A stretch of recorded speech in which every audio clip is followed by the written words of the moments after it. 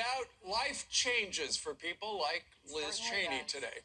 Yes, indeed. A whole new world out there for her because as of January, she will not be a congresswoman from the great state of Wyoming. Now, for former President Donald Trump, well, he strikes again, guys.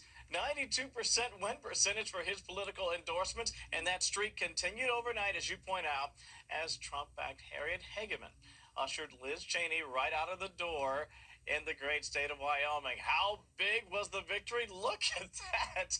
Wow. That is a smackdown, as they say. 66.3% versus 28.9%. Yeah, that is a massive win. Huge victory for Harriet. Now, here is the winner on the race's loser. She's not focusing on Wyoming. She's not focusing on our issues. She's still focusing on an obsession about President Trump. And the citizens of Wyoming, the voters of Wyoming, sent a very loud message tonight.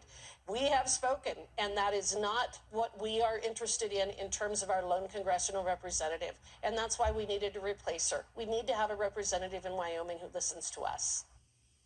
Harriet is a true America First patriot who will restore the people of Wyoming's voice, which Liz Cheney had long forgotten. I cannot wait for Harriet to join Republicans in Congress so that we can stay laser focused on our work to save America. That from Elise Stefanik from New York. As for the outgoing Congresswoman, well, in her speech before a sparse crowd, Cheney compared herself to Abraham Lincoln and insisted that despite the loss, she's not done yet.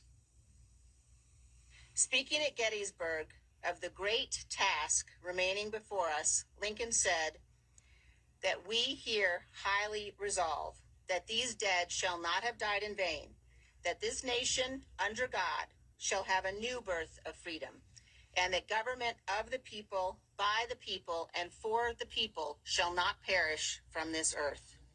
As we meet here tonight, that remains our greatest and most important task.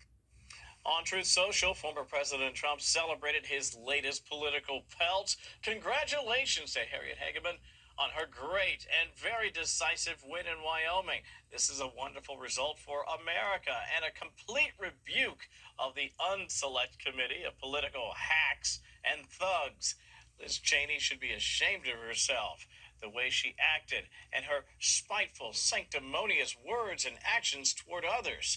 Now she can finally disappear into the depths of political oblivion where I am sure she'll be much happier than she is right now. Thank you, Wyoming.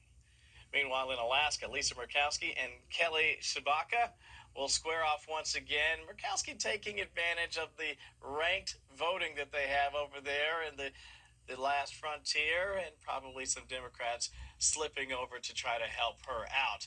As for Sarah Palin, she'll also make her way to the next round.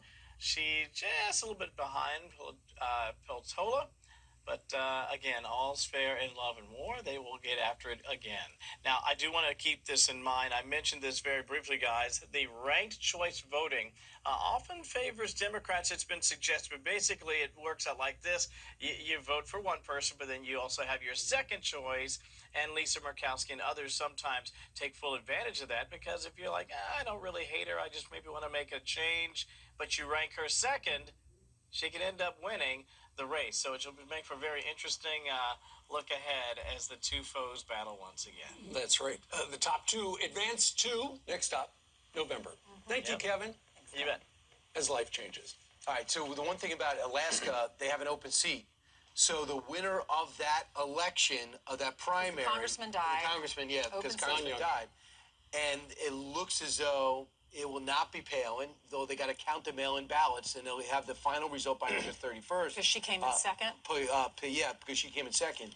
Payalta, it looks like she'll fill that seat temporarily. Until November. Yeah, until November. Well, you know, regarding Liz Cheney, she knew what was going to happen to her. The polls had suggested it would be a landslide, and it was. In fact, at the single debate they had in June, as the seasonal allergies hit me immediately, she said at the debate, if you want somebody, a politician who would violate the oath of office, vote for somebody else. And ultimately, that is exactly what they did. Harriet Hageman, who was a Cheyenne lawyer with little political following before Donald Trump endorsed her, won big. She put Trump in her literature and in her TV ads, and she echoed something that the former president has said a number of times, that the 2020 presidential election was rigged. But of course, that was a state that went 70% for Donald Trump. So Liz Cheney, in her concession speech, she said 2 years ago I won by 73% of the vote. She said I could have easily done the same thing, but it would have required that I go along with President Trump's lie about the 2020 election. And Harriet Hagman gets 66.3%. So Liz Cheney won by 73 last time, and Cheney got 28.9%, almost 29% this time. Hagman was endorsed by Trump, as you said, Steve, and she says it doesn't surprise me that she, Liz Cheney, would revert to the same old talking points because that's what got her defeated. If you look at the people who the Republicans who wanted to impeach, who did vote to impeach Donald Trump, it's interesting because 4 of them are retiring. That includes Kinzinger. 4 of them lost their primaries, including Liz Cheney, and 2 of them are advancing to the general election in November. That includes someone from the state of California and someone from the state of Washington. So there are 197 races that Trump endorsed candidates, 182. He won. He's got 15 losses. He feels good about the Cheney ouster, obviously. Charlie Hurd weighed in.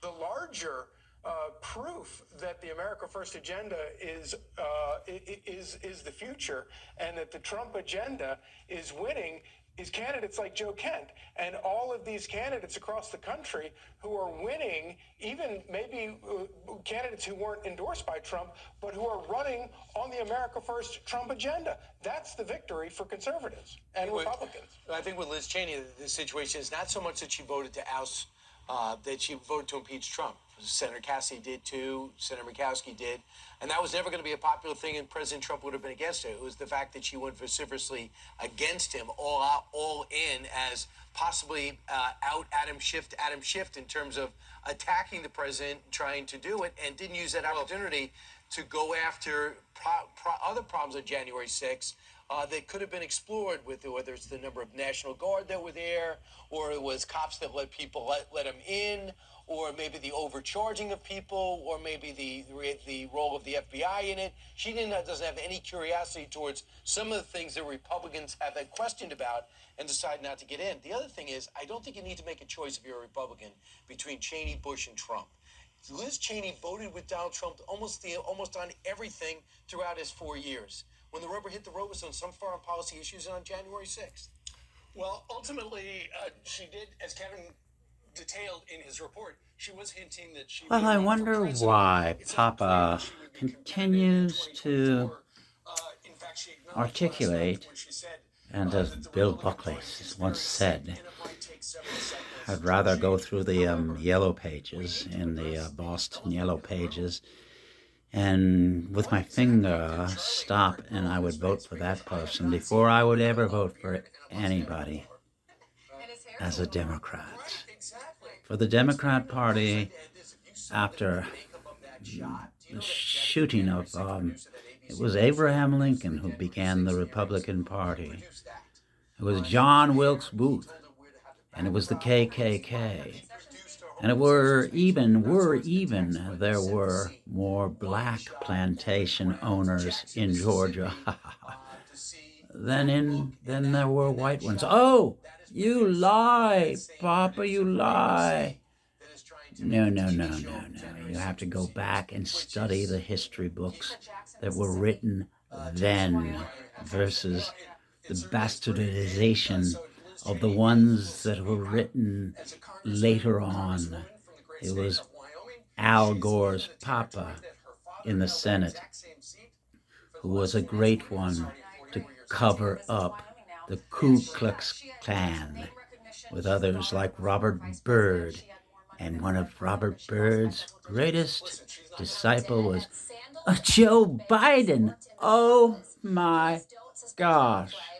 Enjoy your days, kiddies, because the Justice Department is corrupt and it's coming down.